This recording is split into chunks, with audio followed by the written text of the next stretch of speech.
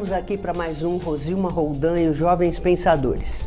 E hoje nós trazemos mais uma vez, com muita honra, com muita satisfação, meu amigo querido psicólogo, que a gente precisa tanto dos psicólogos, puxa vida, o Lucas Leandro, que vem aqui nos falar sobre um tema muito interessante e que, como sempre, vai acrescentar bastante para a gente, para resolver aí os probleminhas do dia a dia. Como vai, meu amigo? E aí, minha querida, tudo bem? Graças a Deus, firme e forte, mais uma vez aqui, obrigado. Fazia tempo, né? Pois é, tô com saudades aqui já, vamos Então, tá vendo? Eu também acho. Obrigado pelo convite. Mas fala um pouquinho desse tema tão interessante. Da outra vez nós estávamos comentando antes de começar o programa que você falou sobre as referências. Sim. E eu acho que esse tema que você propôs hoje, ele linka um pouco com as referências, né? Sim. Que é a importância do imaginário, né?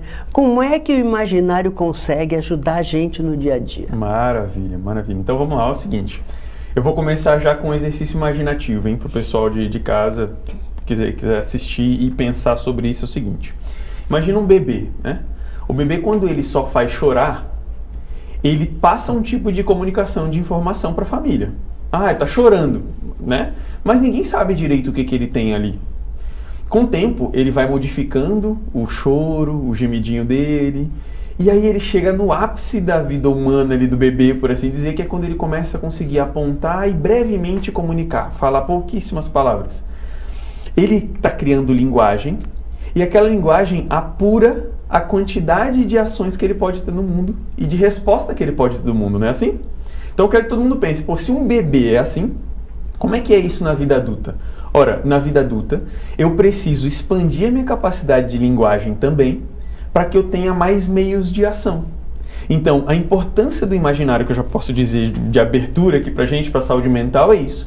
Ela, assim como o bebê quando ele ganha linguagem, quando nós adultos aumentamos a nossa quantidade de informação no nosso imaginário, a gente ganha mais chance de comunicar com o mundo e de interpretar o mundo também.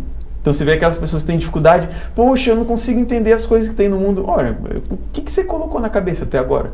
Às vezes a pessoa só se ateve às coisas básicas do dia a dia. E aí, se ela não tem essa expansão do imaginário, ela tem dificuldade de agir e de interpretar as coisas do mundo. E como expande esse imaginário? Perfeito. Então vamos lá. Expansão de imaginário. Como é que a gente pode fazer? Obviamente, primeiramente, com os próprios dados da realidade que a gente tem. Então, quando você trabalha, você vai para a escola, se você tem uma atenção plena àquilo que está fazendo, você começa a perceber as diferentes formas de comportamento, você começa a perceber que, questões de clima, as questões de, logística do dia a dia. Quer melhorar isso? O principal fator para a expansão do imaginário? Literatura. E é por isso que eu trouxe esse tema hoje, inclusive, que eu sei que você gosta. Eu vim aqui também já agradando minha amiga, né? A literatura, ela tem esse poder de nos trazer várias vidas, várias condições históricas. Você pega, por exemplo, os clássicos russos, você vai entender sobre o panorama político daquele movimento, daquela época. O autor, né, o escritor, ele tem o poder, ele consegue, através das palavras, passar um cenário, por exemplo, econômico, um cenário, por exemplo, político, religioso. Sobretudo, ele consegue passar vidas de personagens no qual eu e você, nós podemos nos enxergar. Aí você pega, por exemplo, as músicas. Né? Quem ouve música, assim, obviamente eu não estou aqui para fazer crítica a estilos de música, mas quem ouve música, por exemplo, que tem uma certa limitação, vamos supor, de batidas, né? É óbvio que ela tem um elemento cultural, claro, mas você vai pegar, um funk ou um sertanejo, músicas que tenham uma quantidade menor de acordes. Ela traz o ser humano num sistema de diversão, de lazer e tal, mas por outro lado ela limita, por quê? Porque ela tem um encaixe muito quadrado, muito básico. Quando você vai para as músicas, clássicas, para as músicas de letras mais elaboradas, como foi muito parte também da nossa MPB, né? Você vai começando a perceber a possibilidade de combinação de letras, combinação de acordes. Você pega, por exemplo, as óperas, né? Tem gente que fala, é chato. Num certo sentido, no primeiro momento, é mesmo. Só que quando você começa a perceber aquilo, você fala, cara, a música está me pedindo paciência, quase. Você pega uma música, de 8 minutos, 9 minutos, né? Você vai ver que ela vai tendo uma crescente, ela vai te conduzindo por uma instância mental onde você precisa se demorar para degustar aquilo. E aí você já sai do quê? Por exemplo, hoje, daquela pressa do dia a dia, trânsito, caos, trabalho, faculdade, não sei o quê. Você para e ouve uma música dessa e fala, opa, eu dei um tempo para mim. Assim como um bom filme que vai relatar um período histórico. Minha mãe, por exemplo, gostava muito de filmes de guerras, né? Então você consegue ver como era, sei lá, o formato de estratégia, a motivação de um grupo de guerra em relação à motivação de um outro grupo. Uma região que estava se protegendo para expandir a família, em detrimento de um outro povoado que estava só querendo destruir. Né, e como funcionam as relações de poder. Então tudo isso vai mexendo com o imaginário e vai preenchendo a nossa cabeça de forma que a gente vai pensando, opa, eu não tenho só uma, duas, três soluções de vida. Eu tenho milhares aqui. Pode ser que nem todas que eu li num livro sirvam para a minha vida agora, mas elas me dão talvez chaves de interpretação do mundo. Entende? Pistas, né? Pistas. Perfeito. É muito interessante. O que você falou em relação ao bebê, que ele começa a elaborar aos pouquinhos, né? A comunicação dele, né? E depois a leitura, porque a leitura é a capacidade que você tem de conversar com várias pessoas de várias épocas, de várias culturas, de vários países. É a leitura que te traz isso. Exato. E de certa forma o cinema. Só que o cinema, ele mais serve como um estímulo, porque é muito pouco tempo. Isso. Então ele te estimula a conhecer melhor aquela cultura, aquela colocação. Você falou das guerras. Eu acho que as guerras, elas colocam o ser humano numa encruzilhada de importância em relação à vida, em relação aos relacionamentos humanos. Perfeito. Porque a qualquer momento aquilo tudo pode acabar de repente. Nós temos, por exemplo, vou citar o diário de Anne Frank, que ela escreveu em 8 meses que esteve presa, e até hoje é parâmetro. Isso. É um parâmetro para o imaginário. O que aquela menina tão novinha, né, que não chegou nem à adolescência, ela conseguiu em 8 meses traduzir qual foi a angústia que ela passou por aqueles meses todos, né? E é um clássico. O diário de Anne Frank é um clássico. E por que um clássico? Porque traduz essa angústia humana que é universal. Perfeito. E você só tem acesso à leitura, você não estava lá, você nasceu depois, você nunca foi para aqueles lados, nunca conversou com as pessoas, né? E aqui eu queria mencionar, porque eu tenho uma grande amiga de infância, que eu vou mandar um beijo para ela, porque eu sei que ela assiste esse programa pelo YouTube. Ela mora muitas décadas na França, ela é psicóloga também. Legal. Uma menina sempre brilhante, estudou comigo a vida toda. E ela foi uma referência para mim do comportamento do povo judeu. E o povo judeu é muito consciente de tudo que ele passou, é muito consciente da sua história, muito culto, muito trabalhador, e até hoje ela tem aquele compromisso, ela posta nas redes sociais para que as pessoas reflitam sobre intolerância, sobre guerra, quer dizer, ela cuja mãe e o pai perderam toda a família nos campos de concentração. Caramba. Quer dizer que foi uma história direta que ela sofreu ali, sim, né? Sim. A mãe e o pai perderam toda a família nos campos de concentração. Fugiram para a Rússia, se encontraram, fugiram para a Rússia, o irmão dela nasceu na Rússia e depois eles fugiram para o Brasil, ela nasceu no Brasil. E eu tive a honra e a sorte de conhecê-la e a toda a família, né? A minha mãe ficava fascinada com as histórias que a mãe dela contava, né? Minha mãe era uma pessoa muito sensível, artista, era cantora de ópera, tocava piano, pintava, né? E então ela ficou muito sensibilizada pela história, né? Sim. E isso me marcou muito, né? E agora, recentemente, eu fiz uma amizade com outra pessoa judia, né? Uma moça, e falei para ela que eu era fã do povo, e aí mais uma amizade maravilhosa, e aquele mesmo compromisso, né? Apesar de serem pessoas diferentes de comportamento, né? Mas aquele compromisso com as pessoas, aquele compromisso com o povo, com a cultura e com a necessidade de que é preciso refletir sobre os erros para não cometê-los mais. Perfeito, perfeito. Você vê? E são coisas que a história de vida nos ensina, por exemplo, você vê, a expansão do teu imaginário aconteceu pelo contato direto com uma pessoa. Esse também é um dos caminhos. E aí vem literatura, vem música, vem cinema, todos esses meios. Porque, veja, nós somos seres desejosos, né? Estamos desejando a todo tempo. Sim. Só que enquanto a gente está sonhando, desejando, a coisa está um pouco distante ainda. Como é que a gente faz, psicologicamente falando, para aquilo chegar no nosso braço, para chegar no nosso ato, né, movimento?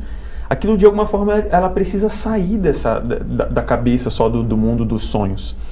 E esse desejo, ele é transformado em realmente aquilo que a gente chama, aqui a gente pode falar desse jeito, vontade, quando eu começo a fornecer meios possíveis para aquele desejo. Veja, uma pessoa que sempre Quer dizer, você tem que aderir. Se você não aderir, não funciona. E a literatura é uma forma de aderir, por exemplo. Por quê? Porque ela te dá um nome, ela te dá uma história, ela te dá uma realidade que você consegue pensar sobre ela. Então, vamos supor que alguém depois pegue um livro, deixando uma sugestão aqui já, hein? Faz um livro sobre todas as entrevistas que você fez, pede para alguém ir redigindo aí os programas e tal, e faz um grande livro da Rosilma Roldan e os Jovens Pensadores. Gostei da ideia. Não é?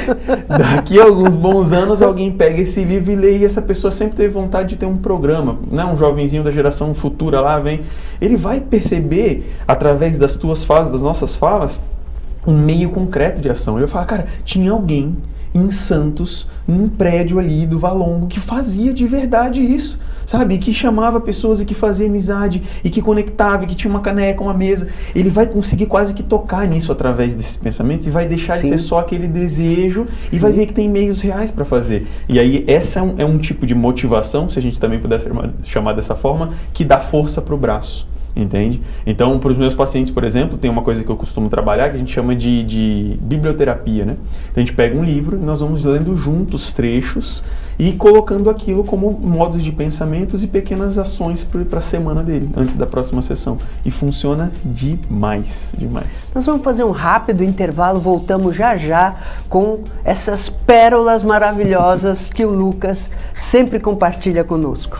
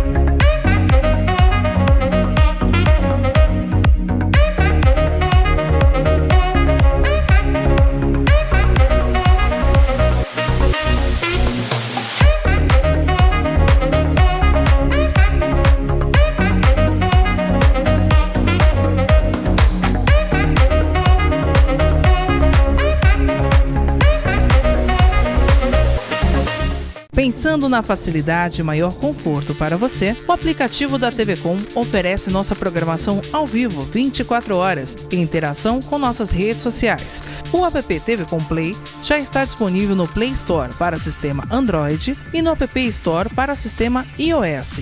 TV Com, interagindo com você.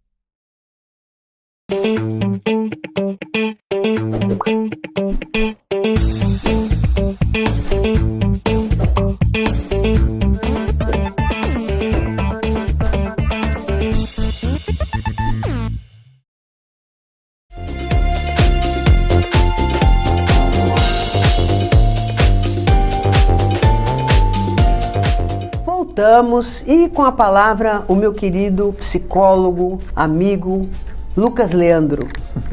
E esse imaginário aí, ele pode ajudar, a gente sabe disso, mas será que ele atrapalha também? Ótima pergunta, ótima pergunta. Você vê que algumas dessas tragédias aí que nos acontecem no dia a dia, que mostram na TV, né? Elas estão muito relacionadas também à quantidade de informação com que algumas pessoas vêm consumindo, né? Então você vê que jovens cometem algumas atrocidades, estão com a cabeça sem o juízo pronto, eles vão na internet, preenchem esse imaginário de uma série de informações. Tem gente que é muito diretivo, muito determinista, fala assim, jogou videogame, ele já fica agressivo, porque o videogame é agressivo. Não é diretamente assim. Mas é claro que isso também contribui. Jogos de violência, sites que mencionam atrocidades diversas, jovem se interessa por essa coisa de filme de terror, de agressividade, sim. Ele está com uma série de coisas ali por dentro, e não só jovem, né? Pessoas de diversas faixas etárias, pode ter algum momento em que elas se interessem por essas coisas que levam mais ao lado ruim da vida, por assim dizer, né? Agressão, violência. E com a quantidade de informações que a gente tem disponíveis, livres, de livre acesso, desde a criancinha até, né, a pessoa mais idosa possível, ela acaba podendo também preencher essa cabeça de coisas ruins, né? Então uma história ruim, uma literatura ruim, um filme ruim, um jogo ruim, isso vai preenchendo aquela cabeça, e como a gente estava falando, se a pessoa vê coisas boas, ela se enche de possibilidades, de meios de ação, meios de ações bons, acontece também, infelizmente, pelo lado ruim. Se ela se preenche, se na cabeça dela só está cheio de coisas, de tragédia, de tristezas, de maldade, a cabeça dela fica permeada daquilo, e os meios que ela enxerga como opção estão muito relacionados àquilo que ela colocou na cabeça. Exatamente, essa enxurrada de informações, nessa velocidade que a gente tem, que não é compatível com a velocidade cerebral, a gente sabe disso, porque o nosso cérebro, a gente sempre fala, é analógico, e as informações vêm numa velocidade altamente digital. E como você bem disse, a criança e o adolescente, eles não têm ainda a maturidade para saber separar o que interessa para ele e o que não. Além disso, eles não têm o poder. E se eles sofrem algum tipo de violência, aquele instinto animal que a gente ainda guarda lá no fundinho da gente, às vezes não tão no fundinho, às vezes até na superfície, ele às vezes deseja e até transforma em realidade uma vingança contra alguma coisa ruim que fizeram para ele. Sim. Né? Recentemente nós tivemos o caso aí do doido que entrou na sala de aula e esfaqueou a professora, que ele nunca tinha visto, porque ele tinha acabado de mudar de escola, né? Porque, em princípio, diz, será que a professora não praticou bullying com ele, né? E aí, enfim, mas não foi o caso, né? Inclusive, parece que era uma mulher muito dedicada ao ensino, porque tinha 71 anos de idade. Olha e só, gostava de ensinar, né? Mas o que eu acho preocupante, Leandro, é que nós estamos importando tragédias de outros países. Sim. Que provavelmente deve ter acontecido a mesma coisa, crianças e adolescentes, inclusive tem uma parte lá da Dark Web, né, que eles aprendem até onde comprar arma, montar bomba e não sei mais o que, né, e acham, ou têm certeza, nós tivemos um exemplo no 8 de janeiro, que a melhor solução para resolver é quebrando tudo, né? Quebrando tudo, matando pessoas, enfim. Uma energia malévola, mal direcionada, vamos dizer assim, né? E acontece isso com um adulto. Imagina com uma criança que tem a mente frágil, né? Sim. Ela não sabe direito o que é certo e o que é errado. Ela sabe que foi machucada e ela quer se vingar. Sim. É um instinto bem primitivo que a gente tem, né? E que precisa ser trabalhado através das referências, Exato. através dos exemplos, enfim, né? E aí, não sei se você concorda comigo, a importância de a criança e o adolescente manter o contato com os pais. Sim. Porque os pais já são maduros e podem dar vários feedbacks importantes, né? E também que as crianças confiem nos pais, porque hoje as babás eletrônicas tomaram conta dos pais. E aí as babás eletrônicas passam a ser referência delas. E as babás eletrônicas não têm censura alguma, né? E tudo passa para a mente das crianças. Exato. E cadê o termômetro? Cadê o equilíbrio, né? Que precisa ter, por exemplo, um adulto mais maduro, orientar, não proibir, porque você proíbe e sabe que a criança fica mais curiosa e vai atrás e dá um jeito de acessar aquilo. Mas até assistir junto e mostrar, né? Isso. O que você acha disso? Não, eu acredito que de fato é muito importante essa relação com os pais, porque, quer dizer, né, a gente sabe que é fundamental, mais do que a palavra importante em si. Porque, veja, todos nós aprendemos em forma de símbolo, né? Inclusive é por isso que eu acho tão importante a questão da expansão do imaginário, positivamente falando. Toda experiência, a gente agrega um símbolo. Um professor meu deu o exemplo do seguinte, né? Ele fala que na cadeira do dentista, os japoneses dificilmente choram, né? Ou quase nunca choram. Por quê? Porque eles têm aquela cultura, aquele formato, aquele símbolo de que eles têm que ser durão, que eles têm que ser firme. Ele falava, os russos quando vão para a cadeira do dentista todos choram, né? Se for pegar as pesquisas, assim, todo mundo chora. Porque eles já são mais assim chorões, né? Mais de guerra, de não sei o quê, de me ofendeu, me machucou, né? Então, você vai vendo que a mesma experiência para pessoas diferentes, ela tem impactos diferentes. Por quê? Porque a pessoa adicionou um tipo de símbolo ali, sem querer às vezes.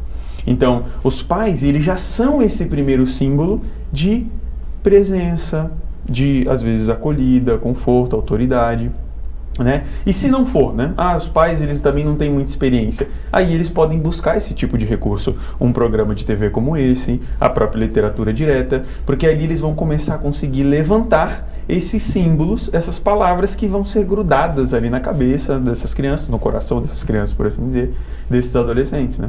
Então você pega, por exemplo, né? Vamos pegar aqui o classicão C.S. Lewis, lá, o Crônicas de Nárnia, né? Você lê aquilo com uma criança, ela tem experiências para o adulto e para a criança. Ela mostra os valores, ela mostra o bem enfrentando o mal, ela mostra, né, a importância da equipe, a importância da família, a importância da verdade. E tudo aquilo vai criando esse tipo de valor que vai chegar num certo momento, o próprio adolescente, a própria criança já consegue começar a fazer um estilo de filtro. E ela já passa a não aceitar todo tipo de condição. Mas bater no outro, não, mas peraí, isso daí não é legal.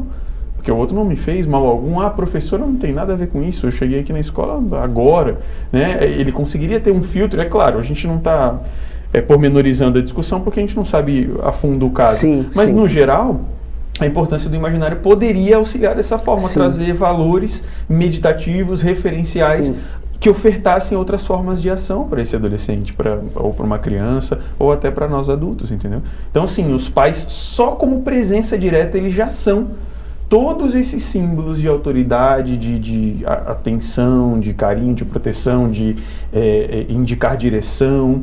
Então, esse contato, é claro, é primordial. Se tem pais nos ouvindo e que estão um pouquinho distantes, poxa, deixei um pouco a desejar, dá tempo de recuperar, dá tempo de ir atrás, dá tempo de pegar essas experiências e somar com os filhos, né? Uma boa música, um bom filme, né? Não deixar com que na cabeça da criança só tenha referência disso, né? De jogo, de música, de balada e tal. Isso não tem problema, claro que eles vão ter esse interesse, mas mostrar um contraponto. Sim. Né? E mostrar aí a gente... que as verdades e as certezas não são absolutas e, além de tudo, são transitórias, todas elas, né? Então, ainda que num determinado momento aquilo tenha valido, não quer dizer que vai valer sempre da mesma situação.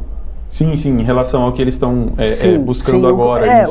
O que eles assistem, na verdade, né? Isso E eu vejo assim o seguinte, né? Para terminar, que nós temos mais 1 minuto e meio aqui, eu vejo que atualmente certos grupos incentivam bastante a reação violenta a certo tipo de violência que você sofre no dia a dia mesmo, né?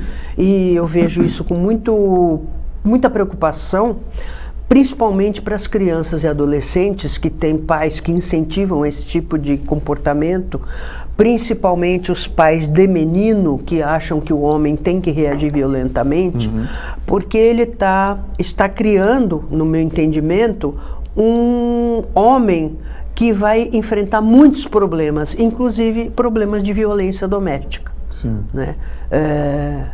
Quando a gente sabe que a melhor forma de se resolver está nas instituições, na lei. Mas o Poder Judiciário não presta, todo mundo corrupto. Então, vamos denunciar os corruptos e exigir que os poderes repressores exerçam o seu papel, porque não é derrubar a instituição, mas derrubar os corruptos, derrubar as pessoas que não julgam justamente, enfim, e não fazer terra arrasada, porque aí a gente vai perder tudo, né? Nós caminhamos para o caos social, né? Perfeito. A ideia é justamente essa, é mostrar a amplitude de meios de ação que nós temos, ao invés de um só caminho, que geralmente é o caminho da força, da violência e tal, porque esse de fato é um dos caminhos mais baixos que a gente tem, né? E de fato ele não cria uma resolução construtiva que vai perdurar. Além de tudo, cobra um preço muito alto, e cobra né? um preço muito alto de todos envolvidos. De todos. Obrigada, volte sempre. Voltarei. E espero que vocês tenham gostado do programa de hoje. Avisando você para não esquecer que sábado que vem, às 15 horas, com reprise segunda-feira às 17h30, estaremos aqui novamente para apresentar mais um Rosilma Roldan e os Jovens Pensadores, sempre com convidados de altíssimo nível, em todos os ramos do conhecimento, muito jovens de todas as idades, porque jovem é aquele que está sempre interessado em aprender e sempre interessado em compartilhar conhecimento. Até o próximo programa, se Deus quiser.